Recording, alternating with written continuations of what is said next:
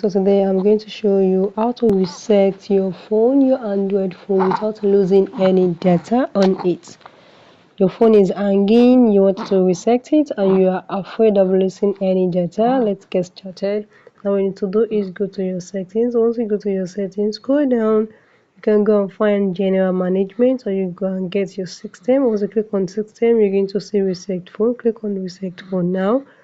You can see reset app preferences. Just click on it and you can see, and this is it. It's going to, you can see you will not lose any data. Just going to reset your disabled apps, notification.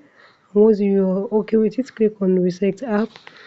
Click on reset apps here. You can see, and if you want to erase all your data on your phone, maybe you want to sell your phone or you want to do anything, click on erase all data. And this is where you're going to erase everything on your phone very easily. But note, make sure you are sure that you don't want to use anything again before you click on erase all data. It's very simple. So guys, if you found this video helpful, smash the like button, drop a comment and subscribe.